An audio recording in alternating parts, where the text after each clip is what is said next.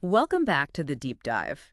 We're going deep on something you hear about all the time, but maybe don't totally get: national income. Yeah, it sounds kind of boring, right? Like Mm. how much money a country makes. Right. But it's actually way more interesting than that. It tells you if a country's doing well, what its chances are, even how happy people are. Exactly. And you, our listeners, sent us some really useful stuff from the Central Statistics Office of Ireland, Strand 4.1, the part all about national income. We've got reports and definitions, even some pretty scary-looking formulas, but we're going to figure it all out. Today, we're trying to understand what national income really tells us about a country, all the ways to measure it, and why you should care, especially if you live in Ireland. Let's start with why anyone should care about national income. Yeah, why should we? It's like a country's economic report card. Shows us if it's growing or having problems. We're just kind of floating along. Like checking the heartbeat of a country's economy. Exactly. And it's not just about how much money is going around. It's more than that. National income helps us see if people's lives are actually improving. Are there more jobs? Can folks afford what they need? Okay, so it's a big deal, especially here in Ireland. But how do they actually measure it? They don't weigh bags of money, do they? Definitely not. It gets tricky, yeah. Our stuff from the Central Statistics Office talks about three ways: expenditure, production, and incomes methods. Each one's got its own quirks. Okay, let's take them one by one. First, expenditure. What's that about? It's basically tracking all the spending, adding up everything spent by, well, everyone. Consumers, businesses, the government, even foreign buyers on things produced right here in the country. Seems simple enough. Sounds simple, but you got to be careful, Mm. especially with double counting. Double counting, what's that? Imagine you're a baker, right? Mm-hmm. You buy flour for a cake, then you sell the cake. Okay, so the flour. If we're not careful, we count that flour twice. Oh. Once when you buy it, and again when the cake's sold. Ah, I see. Economists got to make sure they only count the final value of something, not every ingredient along the way. Otherwise, the numbers get all messed up. Makes sense. It's like we're counting the finished dish, not every little ingredient over and over. Oh. And then there's the production method. How is that different? It looks at the value of everything produced by each part of the economy. Agriculture, manufacturing, tech, everything. So someone's got to keep track of all that. This one relies on businesses reporting their output accurately, which, can be a bit of a challenge. Yeah, I can see how that could get messy, like relying on everyone to grade their own homework. Huh. That's a good way to put it. What about the last one? The incomes method. The incomes method adds up all the income earned by people and businesses in the country. Wages, salaries, profits, the whole lot. Okay, that makes sense. But one thing to remember is it doesn't count stuff like government benefits, Really? Why not? because those aren't directly tied to making goods or services. They're transfers of income. Like social welfare payments and things? Exactly. Those are transfers, not economic output, so they're not part of the incomes method. So we've got these three different ways to measure national income, each with its good and bad points. It seems like trying to take a picture of something that keeps moving and changing all the time. You got it. It's like trying to catch lightning in a bottle. On top of that, we have a whole bunch of terms and acronyms to get a handle on. Oh, yeah. There's a lot of jargon. Like GDP, you hear that one all the time. Yeah, you do. But to be honest, I'm not always sure what it really means. Can you break it down for us? Of course. GDP stands for Gross Domestic Product. It's the total value of all the stuff produced within a country's borders over a specific period, usually a year. So it doesn't matter who owns the companies or resources, as long as it's made within the country, it's part of the GDP. Exactly. So let's say there's a huge tech company in Ireland, but it's owned by a company in the US. Okay. All those gadgets they make in Ireland, that's part of Ireland's GDP, right? You got it. Now, there's another term that's often used with GDP, GNP, or Gross National Product. This one focuses on what's produced by a country's residents, no matter where in the world they are. So if an Irish writer publishes a bestseller while living in France, those book sales would count towards Ireland's GNP, not France's.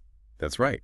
It's all about who owns what's being produced. In this case, the writer's skills and work. Wow. Right. This is already giving me a clearer picture of how economists see a country's economy. Good. But I have a feeling this is just the tip of the iceberg. You're right about that. There's a whole world of national income measures beyond GDP and GNP, and each one tells us something a little different about how a country's economy is doing. Well, in that case, lead the way. I'm ready to go deeper. All right, so let's look at some of those other measures. One that's really important for Ireland is GNI, or gross national income. Gene and I. Yeah. It's a Yeah. lot like GNP, but it also includes income earned from overseas. So things like investments made by Irish companies in other countries, or money sent back home by Irish people working abroad. Exactly. And that difference between GNP and GNI is especially important for Ireland. Because of all the big multinational companies here? Right. Those profits earned by those big companies in Ireland, they definitely count towards Ireland's GDP, since it's all happening within the country, right? Makes sense. But a big chunk of those profits, they might get sent back to the company's home country, maybe the US or somewhere else. So even though it shows up in Ireland's GDP, it doesn't necessarily stay here. It's kind of like it's leaking out. That's a great way to think about it. And Really? that's why GNI can be a more accurate way to see how much income is actually available to people living in Ireland. It takes into account that money flowing in and out of the country. So GDP might tell us about the overall economic activity, but GNI shows us how well the average Irish person is doing. You got it. It's all about using the right tool for the job. There's another one we should talk about too, which builds on GNI, GNDI, or Gross National Disposable Income. GNDI. Another acronym to add to the list. What's that one tell us? GNDI takes GNI and adds something called net current transfers. Net current what? Transfers. These are things like international aid a country gets or money sent back by citizens living abroad. We sometimes call those remittances. So it's factoring in all that money moving between countries. Aid, remittances, all those transfers. Exactly.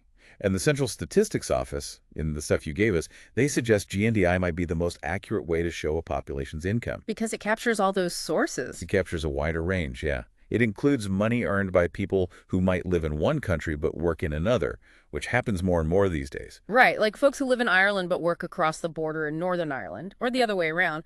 Those cross-border incomes show up in GNDI. Right. It reflects how people and money move between countries so easily now. This is all really interesting. I'm starting to see how economists look at these different numbers to understand what's happening in a country's economy. It's like having a whole toolbox and knowing which tool works best for each situation. Speaking of tools, you mentioned depreciation earlier. What was that again? And why is it important for national income? Oh, yeah. Depreciation is how machines, buildings, those kinds of assets lose value over time because of wear and tear, becoming outdated, stuff like that. Like a factory machine gets used every day, so it eventually wears out. Or a building gets old and needs fixing up. Right. That gradual loss in value needs to be factored in when we're calculating national income. Otherwise, we think we're producing more than we really are. Exactly. To deal with that, economists separate gross and net measures of national income. Gross versus net. Gross measures like GDP and GNP don't include depreciation. It's the total value of everything made, regardless of wear and tear. So those are like the raw numbers? Exactly. But net measures, like net national product or NMP, and net domestic product or NBP, those do include depreciation. They subtract that lost value from the gross figures. So they give us a more realistic view, after accounting for the stuff that's wearing out. Right. And when you're looking at national income over time, those net figures can tell you more. They show how much value is really being added to the economy, not just how much is being produced. Makes sense. So if NNP is going up steadily, it means a country is not just producing more, but also replacing old stuff with newer, better stuff. It's like a sign that things are sustainable. That's a great point. It shows the importance of looking beyond the simple numbers and understanding what they really mean. I'm definitely feeling more confident about analyzing those headlines now. But But beyond measuring national income, what actually makes it go up or down? What makes a country's economy grow or shrink? that's the big question, isn't it? The stuff you shared from the Central Statistics Office mentions a few key things. All right, let's hear them. What are the ingredients for a good, strong economy? It starts with what we call factors of production. Those are the basic resources any economy needs. Yeah. Land, labor, capital, and entrepreneurship. So a country with a lot of natural resources, a skilled workforce, and plenty of investment would be in a good spot. Exactly. But it's not just about how much of those things you have. The quality matters too. A well-educated and healthy workforce is way more productive. It's like the difference between having a toolbox full of rusty old tools versus having brand new high-quality ones. You can get more done with the right tools. Oh, exactly. Then you have technology, of course. Technology can totally change how we work, how we make things, how we create wealth. I mean, think about computers and the internet. Right. It's like the whole world runs on the internet now. And I remember the Central Statistics Office specifically mentioned broadband access for Ireland. Absolutely. Having fast internet is crucial for businesses these days. Like having railroads or electricity back in the day, it changes everything. And then there's the whole economic climate. Right. That includes things like government policies, interest rates, inflation, and what's happening in the global economy. If businesses feel good about the future, they'll invest more, hire more people, and the economy grows. So things like a stable government, smart economic policies, and a good global environment can help an economy thrive. Exactly. But on the flip side, things like political instability, high inflation, or a global recession, those things can really scare businesses. They might not invest, they might not hire, and the economy can slow down or even shrink. It's all connected, isn't it? Like a delicate ecosystem. Our source also mentions something called aggregate demand. What's that about? Aggregate demand is a big driver of economic activity. It's basically the total demand for goods and services in an economy. So like how much everyone is spending. Exactly. And when demand is high, businesses need to produce more to keep up, which leads to higher national income. So more demand means more production, which means more income, which means even more demand, like a snowball effect. Exactly. But the opposite can happen too, right? Absolutely. If demand goes down, maybe because people are worried about the economy or businesses aren't investing, then production can slow down. That can lead to lower national income, maybe even a recession. It's like an engine that needs to keep running smoothly. The source mentions autonomous consumption too. What's that? Autonomous consumption is the level of spending that happens no matter what people's income is. The spending they do even if they're not earning any money at the moment. Like just the basic spending you need to survive? It can be that, yeah, but it can also be spending from savings or borrowing. Like someone loses their job but keeps spending at the same level by using their savings or credit cards. So even when people are earning less, there's still a base level of spending that helps keep the economy going. It's like a safety net. You got it. It can help keep an economy from totally crashing during a recession, though it's not a perfect solution. We've covered a lot of ground here.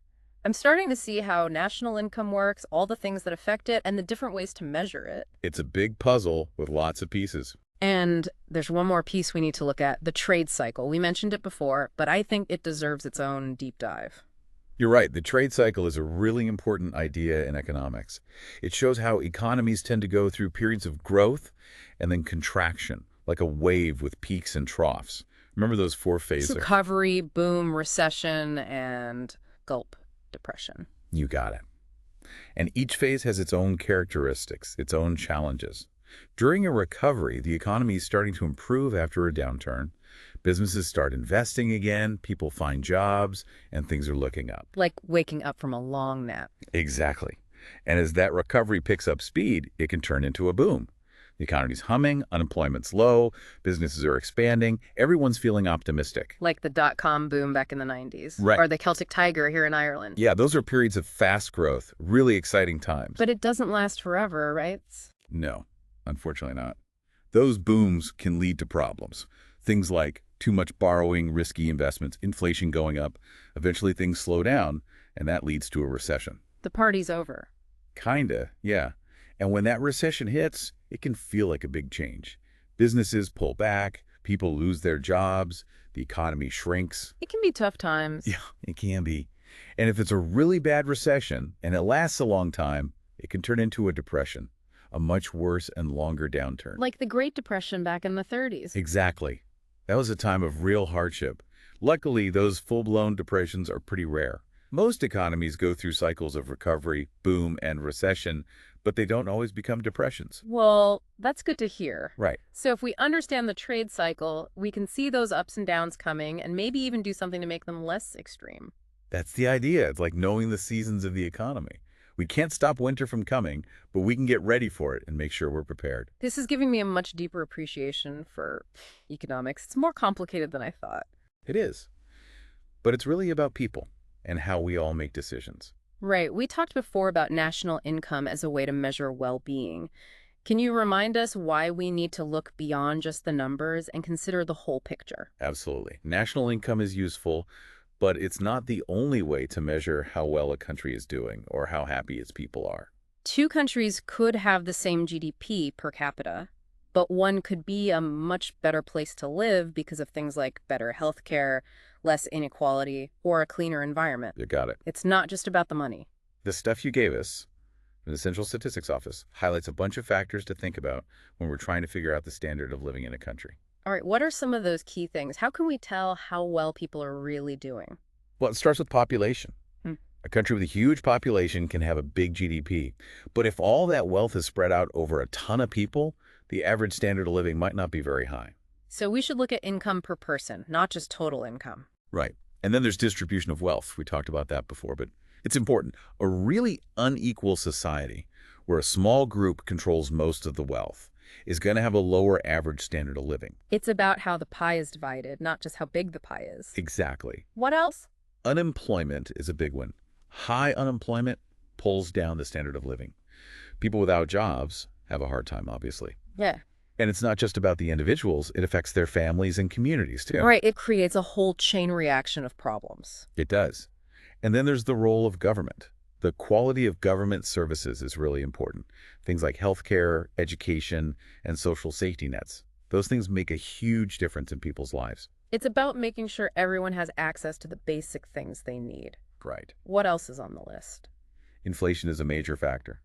If prices go up faster than wages, it's hard for people to afford what they need. I've definitely felt that. Hey, It's like you're running as fast as you can, but not getting anywhere.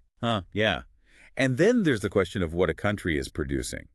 A country that focuses on making military equipment might have a high GDP, Okay. but if they're not making enough essential stuff like food, housing, and healthcare, the standard of living might not be good. It's not just about making money, it's about making things that make people's lives better. That's the key. It's about the big picture, not just the numbers.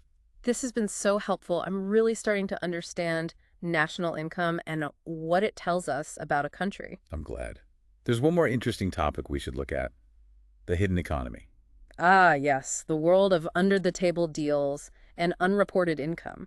Why do we need to understand that? Because it can give us a distorted view of how well a country's economy is doing. Oh, I see. If a lot of economic activity is happening under the radar, the official national income figures won't be accurate. They'll be too low, especially in places where the hidden economy is big. Exactly. So what are the consequences of that? The Central Statistics Office points out both economic and social problems that come with a big hidden economy. Like what? One of the biggest problems is lost tax revenue. When people and businesses operate in the hidden economy, they don't pay their taxes. So the government has less money. Less money to fund things like healthcare, education, infrastructure. It's like a drain on the legitimate economy. It puts businesses who are following the rules at a disadvantage too, right? Exactly. It's unfair competition. Those hidden businesses don't have to follow all the rules or pay taxes, so they can offer lower prices. It's like playing a game where some people get to cheat. Exactly. And there can be serious social problems too. Like what?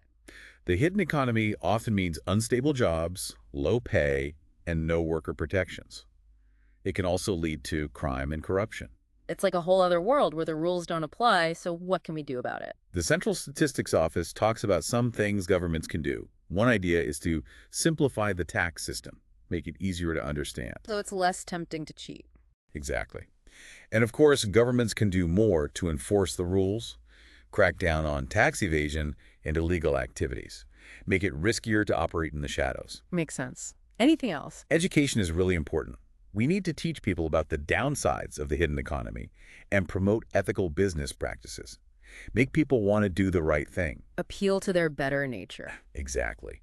And governments can offer incentives to encourage people to move from the hidden economy to the formal economy, like tax breaks for new businesses. Make it easier to go legit. Exactly. It's a complex problem, but these strategies can help shrink the hidden economy and reduce its negative effects.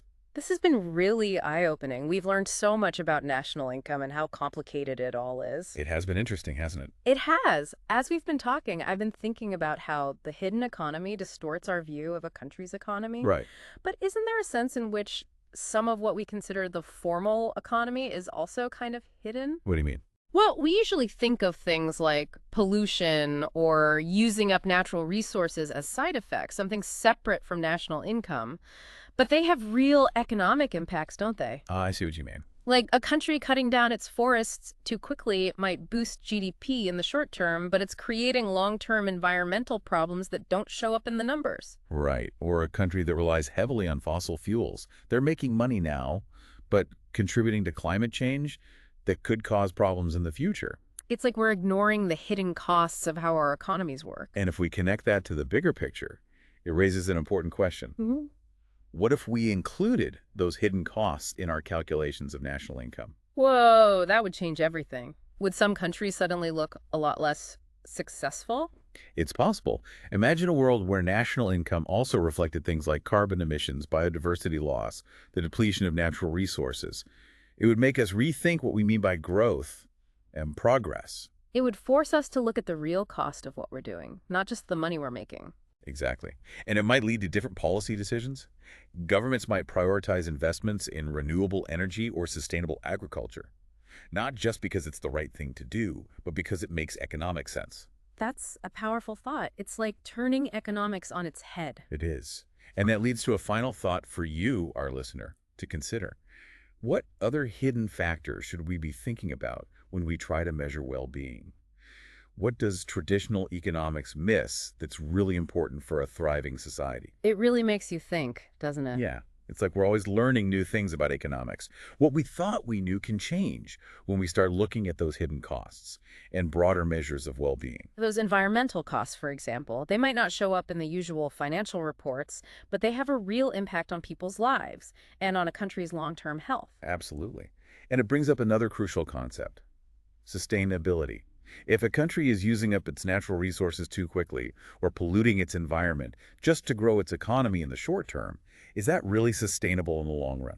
That's a good question. It's like using a credit card to live beyond your means feels good at the time, but those bills always come due. Exactly. And those bills can be things like running out of resources, damage to the environment, even social unrest. So when we're thinking about national income and economic progress, we have to think about what kind of future we're building. It's like we need to broaden our definition of wealth to include things like clean air, clean water, a stable climate. Those things might not have a price tag, but they're incredibly valuable. And they're connected to our economic well-being in really important ways.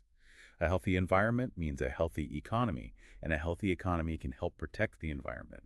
It's a win-win. This makes me think about those other ways to measure progress we talked about, like the Genuine Progress Indicator and the Happy Planet Index. They try to look at well-being more broadly, factoring in things like environmental sustainability and social justice. Those alternative measures are really interesting. They encourage us to think beyond just the traditional ways of measuring economic success and focus on what really matters for people. It's like going from a black and white photo to a full-color, high-definition image. We get a much clearer, more detailed understanding of what makes a country truly successful. That's a great way to put it. And that brings us back to you, our listener. We've explored some pretty complex stuff in this deep dive. From national income to measuring well-being, from the trade cycle to the hidden economy, even those alternative economic indicators, it's been quite a journey. And I hope it's given you a better grasp of how economies work, what affects national income, and why it's so important to look beyond the simple numbers. Definitely. Because at the end of the day, economics is about people. It's about the choices we make, the resources we have, and how we create a world where everyone can thrive. Couldn't have said it better myself. And with that, I think we've reached the end of our deep dive. Thanks for joining us as we explored national income and everything that comes with it. Until next time, keep those questions coming, keep learning, and keep diving deep.